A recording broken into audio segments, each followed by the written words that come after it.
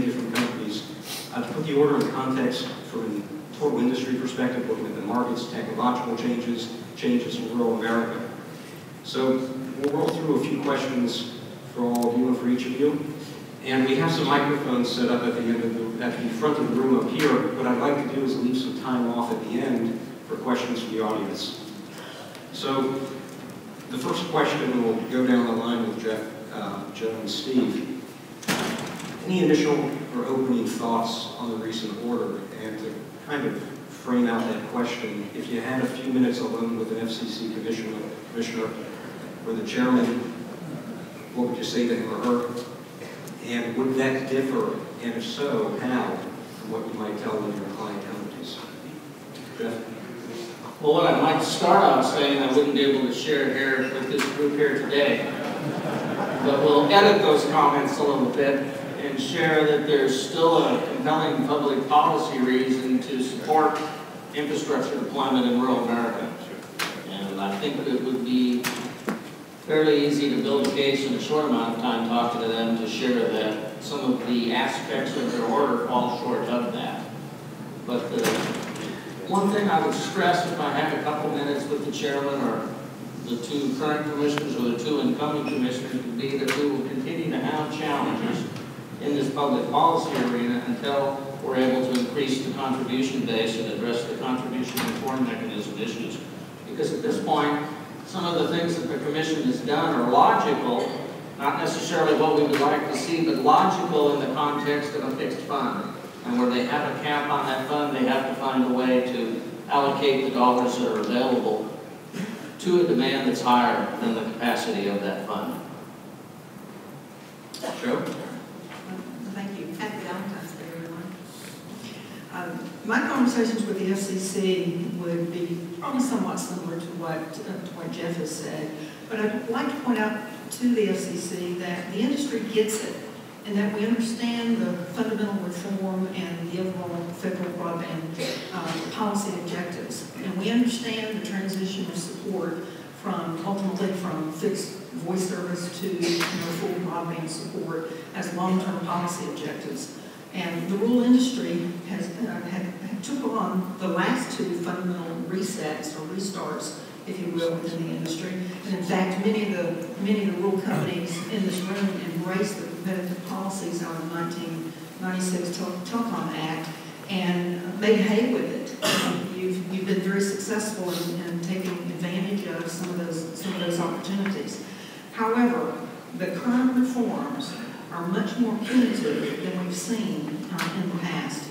And the policymakers seem to be now second-guessing the investment decisions made by company management teams as not being sound decisions, and changing the rules in midstream in which those capital investments were made is punitive and retroactive in nature. I'm not an attorney. I know a lot of attorneys in this room, that are in this room, but I do know that retroactive rate making is not viewed very favorably by the courts, and that would be one message I'd like for the FCC to hear, as well as a message to the clients to stay strong on that point. Another issue, if I haven't gotten thrown out of one of the commissioner's offices by now, another issue I'd probably like for them to hear is that the current reform plans inject more, not less, regulatory uncertainty in the decision-making process. And that this regulatory uncertainty has a direct opposite effect on sound regulatory policy issues that should be facing the industry. Regulatory uncertainty has the chilling effect on halting capital investments, which will actually work against the overall federal policy goals of increasing broadband availability in unserved areas. Good morning, everybody. If I had a few minutes with the commissioner, I think I would question the exact intent of all this USF reform. Originally, this is stemming out of the broadband plan, the National Broadband Plan, which was supposed to increase broadband deployment throughout rural America, the rural communities, to help increase education, consumer welfare, job creation, homeland security. They're all very good ideas. the actions by the commission with this USF reform seem to be contradicting it. The president, who appointed the chairman of the FCC, his goals are to increase employment throughout the country, to increase broadband deployment, broadband speeds, to increase health care benefits. That's not going to get done with this plan, with this USF reform. It's a total conflict with the goals of the president and the initial objectives of the broadband plan. So I see a lot of harm being done and just don't really understand the full effects of this plan. Thank you. Jeff, question for you, and of course, if Joe or Steve, you want to jump in and add something, please do.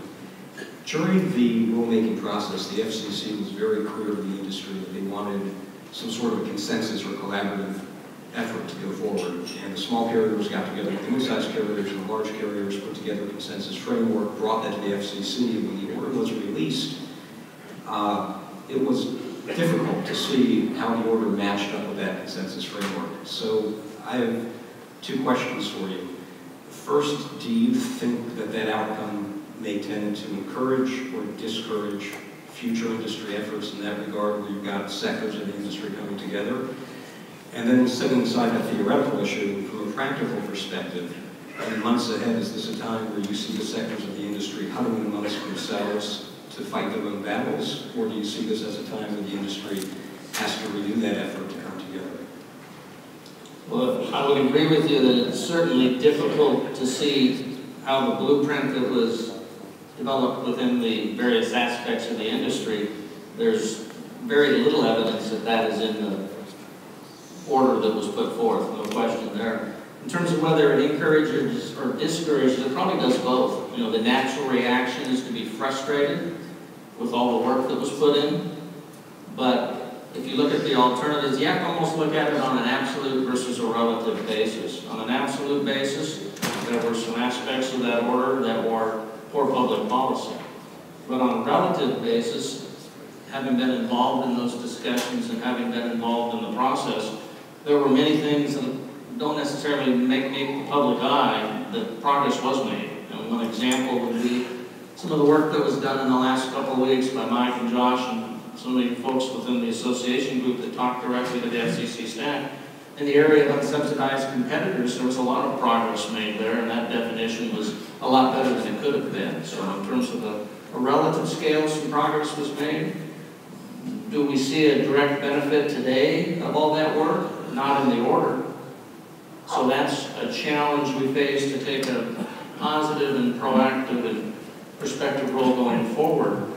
The industry is a lot different than it was a few years ago. There's a lot more players. There's a lot more pressures competing for those dollars. So we do need to find a way to engage with others in that process while protecting the interests of the companies that we represent. So it's a dual challenge. We can't do it in terms of being an island, but the challenge is to promote the interest of what works for the folks in this room and come up with a solution set that works across the entire industry. Steve, JSI does a lot of work analyzing financial markets, looking at the capital markets and the reactions of the markets to regulation. What sort of impacts have you seen? What sort of effects do you predict may come in the financial market reaction to what's going on right now with the FCC, with the order that was released, further notice that's due for comments, and issuing another rulemaking? As far as being able to get funding for projects, I think it's going to be difficult, much more difficult to get funding for smaller companies, private funding. Unless a smaller company wants funds, they want to diversify their operation, they're going to have a difficult time getting financing. I don't think the private lenders are too anxious to lend money to companies just for plain old telephone service or just to enhance the existing network. They've got to have a good business plan that is going to show that they're diversifying a little bit, that they're going to be solvent for the years to come. They've got to be able to show that they can meet their loan covenants, be able to meet tier, and I think the same is going to apply to the larger companies. A lot of the projects are going to have to show that they can stand on their own without this uncertain funding that's in the future, the uncertain universal service funding, because we really don't know what we're going to get. far as the public funding, federal funding, when you look at RUS, earlier this month, RUS sent a letter out to all the companies that are interested in getting loans, basically saying, in the future, starting next year, we're starting with all new loans, we're going to increase the filing requirements. We want full 5-year pro formas. And in those pro formas, complete with all the financial statements, they want detailed explanations on how you're coming up with your projections in those 5-year pro formas. They want you to detail how you're going to get your revenues in the future. I was talking to somebody last night, and he said, how can I predict what I'm going to get in the next 5 years? There's the way that the near-term reforms are set up with this regression analysis. I don't know what I'm going to get next year. I could fall into a different bucket, so it's going to be extremely difficult. The payback periods are going to be shorter. The cash multiples are going to be shorter. It's going to be tougher to get financing. Joe, Steve mentioned on all the different filing requirements that are going to come out of this order. And we always talk about the difficulty of change, and that's the notion that time of transition can be difficult. Once we've made it through this transition to this new world of reporting requirements, what sort of administrative burdens do you see stacking up, and how would you say that those compare to what the companies are currently obligated to do? There will be some extreme administrative burdens, but change is always hard, but it can also be very good for us. Like one of our great 21st philosophers says, change is good, you go first. Of course, that philosopher happens to be Gilbert, by the way. But anyway, change can be good because it does force us to look into our current operating processes and procedures and look for improvements, look for ways that we can actually reduce the cost. But you asked me more directly about the administrative burdens that the companies will be facing. And the order does impose quite a few new burdens on the companies. Yesterday, Mike's panel referenced the fact that the FCC wants to review more financial information, just like Steve just referenced that all of our financial lending institutions are going to want to do as well. And they also will be looking at or wanting to look at all financial information regarding any of your affiliates. But, however, the more administratively burdened or more punitive administrative reports actually begin in April of 2013, where each carrier that receives support will be required to file a 5-year service improvement plan. And then each year thereafter, you're going to have to file updates to that plan and address and answer why you did not meet your actual plan. So that in itself is going to create a lot of work for individuals possibly within the company that have not been faced with some compliance type reporting in the past. Another example is that each company is going to have to provide testing results on broadband performance, such as latency reports and actual end-user speed test. And collecting this level of information, even if it is on a sample basis, which we don't know at this point in time because the FCC hasn't actually issued the actual requirements, but even if it is on a sample basis, this is very time-consuming and administratively burdensome. And these are just a couple examples of what we in the regulatory industry call unfunded mandates. You're going to have to file these reports. Now, we are encouraging our companies to start the process, even though these reports, the 5-year service improvement plans are not due until 2013. You don't want to wait until the 11th hour to start on those. They're going to be fairly detailed, in our opinion. But there are other reports that are going to require your attention as well. And by the way, they haven't really discontinued any of the existing reports. All of these new administrative reports will be on top of what you're currently doing. So there will be quite a bit of administrative overhead, if you will. By the way, don't spend too much money preparing those reports because we have a cap on your expenses. Exactly. You're not going to recover the expenses. Exactly. Jeff, one of the things that you mentioned was it's a refrain that we've heard a lot from in the industry a recognition that the order could have been a lot worse. Taking that perspective, how should that inform future business decisions of companies as they're looking forward to the future? Does this represent some sort of trajectory or path that the FCC is on, or that public opinion is on, or that policymakers are looking toward an end game? Good question, Josh. In terms of trying to look at a trajectory, certainly the Commission told us back in February of last year what they intended to do.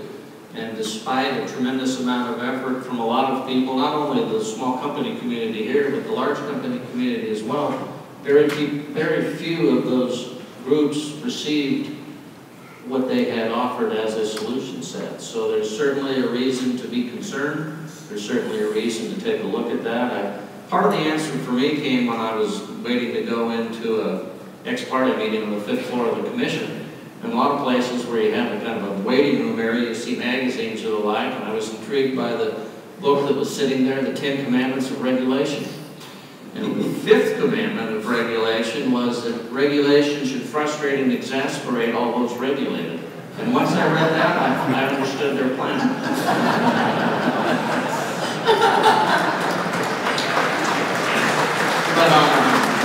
But back to a little more serious note, the challenges facing us this year and next are considerable.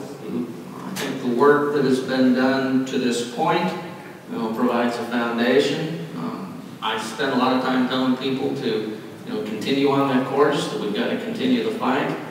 There are a lot of good things that are being done. There are some things that have not yet materialized. I think the process that's been undertaken in terms of filing the petitions is important. When somebody asks me, what are we going to get out of the petition for reconsideration process, I tell them we've increased the price of Weyerhaeuser stock a couple pennies because we've used a lot of paper. But in terms of the Commission, this particular Commission saying, hey, now that you explained it to me that way, I'm going to change my mind, that's probably not going to happen. But we do have a favorable Court of Appeals to hear the 10th Circuit, from my perspective, is a venue that will get a fair hearing of the issues that we're going to put forth. I'm encouraged when I see the association filing that was made last month and the rather obscure statistical technique that the Commission used, quantile regression. We engaged the author of that technique to file a report, and the 2 or 3 sentence summary of his report is, the FCC, you made some very significant mistakes. To me, that is compelling in terms of an appellate process where we're going to have a chance to have them take another couple passes at it. But back to some of my initial statements, until they change the amount of money that's available, the court can remand that back, they'll come up with a different technique, or they'll add some more variables. You could end up with a very long and drawn-out process of 3 or 4 remands. If you look all the way back to TA 96 and what went on there in terms of implementing the Telecom Act of 96, various courts gave the Commission several opportunities to append and amend to what they did. So in terms of a trajectory, it's hard to predict. We've got a few more pieces of the puzzle coming out here in terms of the further notice. But the industry needs to continue to put forth the very good story it has and put data and facts in the record. Probably one of the biggest frustrations for people is we were told to put data into the record. And by and large, people did a very, very good job of that. There was a tremendous amount of data that was provided. It doesn't seem to necessarily have been paid attention to. Joe's comments about the 54.313 reporting, we're going to be giving them a whole lot more data. How they're actually going to review all that data remains to be seen. But we've got some opportunities. We're going to have to continue to tell the story. But fundamentally, we'll be somewhat stuck in this rut until we get a change in the amount of money available for the sector that we are trying to provide service to. Thank you. Steve, I think after 35 years in the industry, you've earned the right to call yourself a veteran of the industry. And with the years working in the industry before the 96 Act and post-96 Act and now this process, what sort of historical perspective would you place the last year into? Well, we've seen a lot of changes throughout my 35 years, but even before I started, back in 1996, we had the Carter phone decision, the FCC basically said, okay, we're going to let you attach non-Bell equipment to the network. You know, at one point in time, it was pretty much a closed network. You could only use equipment made by the Bell operating systems. And we had divestiture in 1984. Everybody started to think, oh my gosh, this is the end of the world.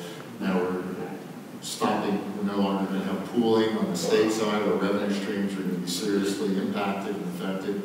We survived that. We had divestiture. We had the Telecom Act in 1996. Companies started to get eligible telecommunications certification. So then we started to think, now we have a host of competitors that are in our areas that can take our support away. You know, it's all doomsday.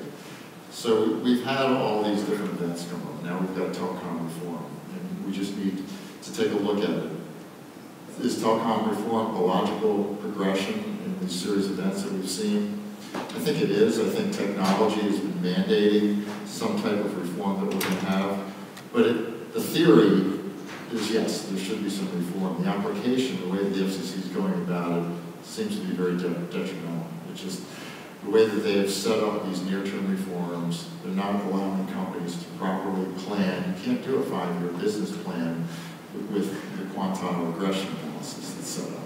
So it's going to be very difficult to try to apply the application to the theory. It's just a little bit of a disconnect going forward. But the political pressure that is out there is mandating these changes. There's very little upside there. It seems like the FCC staff was more concerned with a bottom line budget number than any of the effects that are on any of the companies.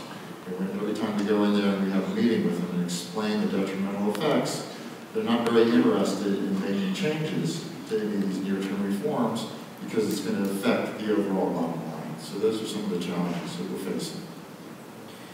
Joe, you've seen the industry from an operating company perspective, public utility, consulting.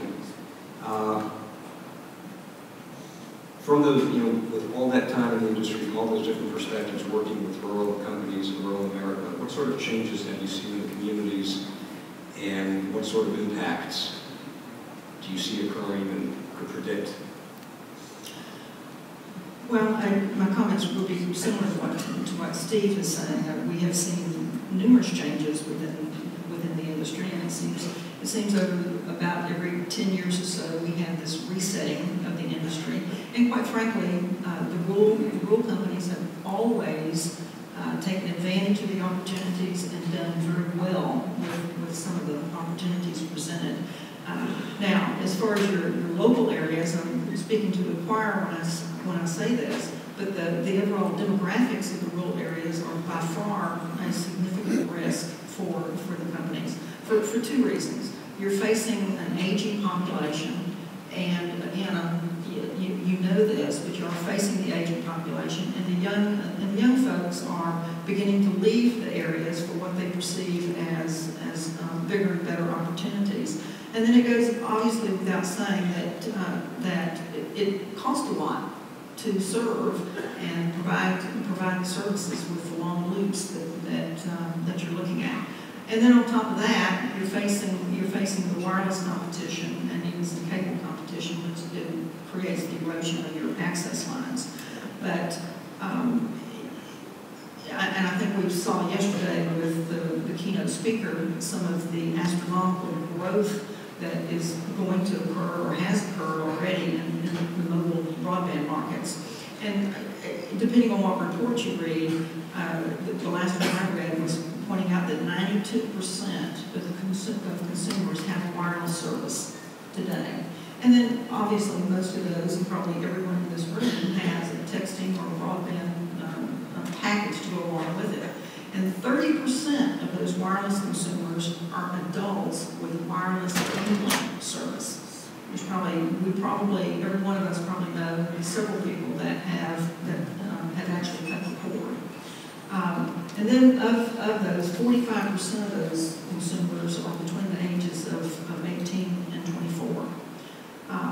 But the question becomes, what are your strategies to overcome the demographics, and how do you work with that? Do you have a mobile play? And if you don't have one, done already? You know, what can you do to partner to potentially bring a local play to your consumers? As we continue to hear, the world is moving in the wireless direction. And then to address your aging population, perhaps you need to do some research into some smart home technologies that will allow the aging, and I'm right behind them, I'm very quick behind them in the aging, to be able to stay in our homes longer. And in fact, I just saw a YouTube video over the past couple of days with Washington State University, and there are many other places as well. There's pretty significant research in smart home technology, even to the point of having the technology, and I'm technologically challenged here, but even to the point of having the technology recognize the habits of the aging, and you know, they don't turn their lights on or with a certain time frame, or even to the point of fires on their stove. It was very interesting. If you can pull up the YouTube video and watch it, it was very, very interesting. But another strategy that the company needs to look at and look for is, you know, embracing the social media applications. We continue to see and hear about how social media is the way of the future. I mean, Jeff was referencing a few minutes ago when we were talking earlier that if he needs something done on his cell phone or whatever, he calls his your teenager. You know, my teenagers have moved out, so I can't do that. But anyway, there are other opportunities as well, you know, considering cloud computing opportunities for your consumers. I'm not sure what the answer is to overcome some of these demographics, but there are a lot of creative ideas and new technologies that will certainly move us all in that direction. Thank you. Josh, if I could say, you know, with the demographics, I think, you know, when I call my teenager, she doesn't answer the phone. So I have to either text her or Skype her. But, you know, Joe, you mentioned that in a lot of the rural communities, the younger people are moving out. I think it's critical that we get advanced broadband out there to keep the younger people in those communities, because the higher speeds of broadband will enable us to let the younger folks in those communities have access to the same types of social networking, the same types of educational opportunities as those folks have in the urban areas. So it's going to be critical to keep the rural communities going, to get the high-speed broadband out there. Thank you. I'm going to have one more question for the rest of the panel, but as I ask that, I want to remind everyone that we've got microphones set up here on these two center rows, and after this one question for the rest of the panelists, we're going to open up the panel for subject to your tough questions. As we're looking at this new era in our industry, are there cues, lessons, examples that we might take from other industries that we've seen in the past number of years as they've moved through difficult regulatory processes? Jeff? Well, there's lots of industries that have gone through change, some more successful than others. So hopefully what we'll do is take some lessons learned from the ones that have been successful as opposed to the ones that are not. But the thing that I think I would come back to is the title of this session was whether it was a never-ending story. And the thing I think we have to get used to is we're almost back to a zero-based budgeting type perspective with the regulators, and especially with the FCC, is that we're going to have to justify each year why we should continue to have support mechanisms as part of our business plan. And whether there are some perfect analogies there or not, I don't know. I look at the airline industry and some of the changes they have, and there's a lot of rural towns that don't have air service anymore. Hopefully the story, as if we look back 5, 6, 7 years from now, will be different in terms of the rural telecom industry. And there, as Steve mentioned, the need to get that advanced broadband and the bigger pipes and the advanced capability out there for all people of all ages. It's not just the young folks. The medical technology is going to be delivered more remotely. There's lots whether a person's 5 or 75, they're going to be able to receive some benefits. At least that's what the National Broadband Plan touts. And if it's truly going to be a national broadband plan instead of an urban broadband or an urban blue state broadband plan, we need to make the public policy work in that direction. Joe? Well, I think Jeff brings up the airline industry, and that's a very apt analogy. But what they have done is look at reducing their expenses, and that's what our industry is going to have to do. In fact, there are large portions of the order that incent the reduction of expenses, and actually those reductions can move to the bottom line. So you're going to have to be looking at alternative technologies, operational efficiencies, possibly, and I know this has occurred in some states, but possibly a single manager for more than one company. Maybe sharing employees across companies, possibly your marketing departments and marketing employees that could be shared across companies. And now there isn't really any incentive to invest a lot to a large degree in switching. Possibly switching could be consolidated and shared across companies. So you're going to have to be looking at ways to cut that cost, to drive those dollars basically to the bottom line. And that's what we have seen in most industries, more appropriately to discuss in the airline industry. No, I agree with Joe. We do need to look for synergies between the different companies. If the FCC had their way, they would eliminate half the companies in Iowa. They made it a point in the order to say that, why do we have to have 200 companies, 200 plus companies in Iowa? Why do we have to have 200 managers and boards and billing systems? They don't seem to get it or understand that there are 200 communities that are benefiting from these companies, that there are jobs and there is health care. These rural companies are contributing to the communities. They're buying their trucks there. They don't seem to get that. They are forcing efficiencies. Some of the methods they're using don't make any sense. They say they want to cut costs going forward, but then they implement a strategy which penalizes companies for investments that they've made in the past. We also need to diversify our operation. When you look back, you look at Tower Records, for example, Blockbuster Video, they basically became obsolete because of iTunes and the over-the-top video that you can get. So we need to look for ways to diversify our revenue streams, partner with other companies, and just common synergies that are out there. Thank you. Are there any questions from the audience?